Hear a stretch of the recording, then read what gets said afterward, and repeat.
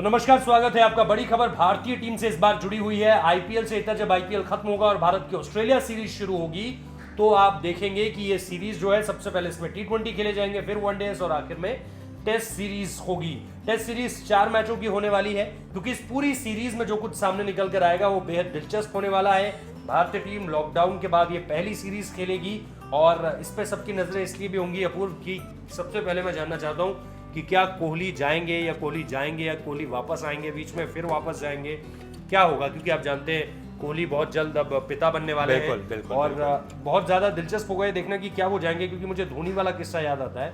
साक्षी expect कर रही थी उस समय पे, और 2015 का वर्ल्ड कप चल रहा था, और फिर अचानक से रैना के फोन पे खबर आती है कि महेंद्र सिंह धोनी की बेटी हो गई है।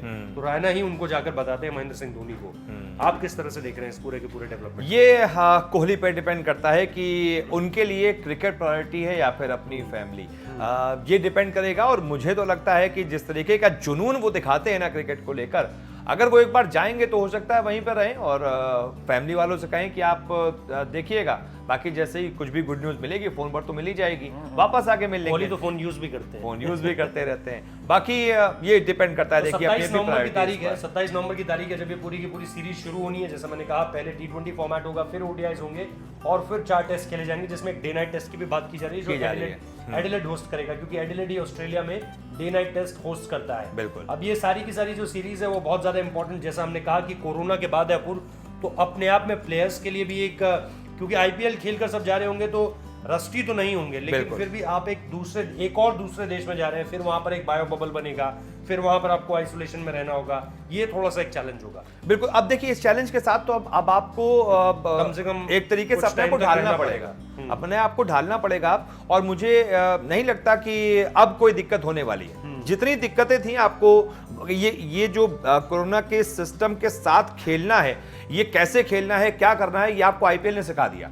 आईपीएल इतने लंबे समय तक चलेगा, लगभग 57-58 दिन, तो उतने में आप अभ्यस्त हो जाएंगे ऐसी सिचुएशन के साथ खेलने में, खाली मैदानों में खेलने में।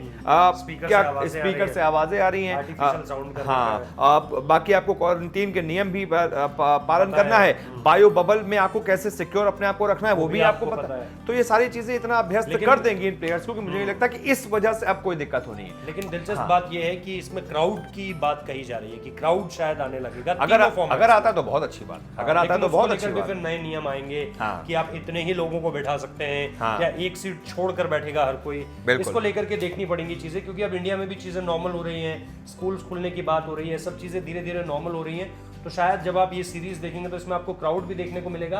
और सबसे बड़ी बात है कि ये जो तीनों फॉर्मेट होंगे, ये निश्चित तौर पर फिर एक पूरी वर्ल्ड क्रिकेट के लिए, क्योंकि अब तक जो हमने सीरीज देखी है उसमें टेस्ट सीरीज ही हुई है।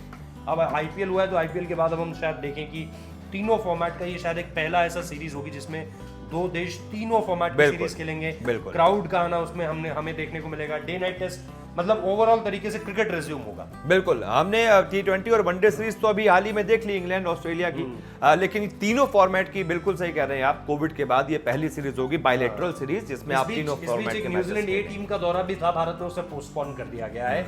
ये पूरा का पूरा डेवलपमेंट है। तो फिलहाल इस वीडियो में इतना ही, इजाजत दीजिए, नमस्कार।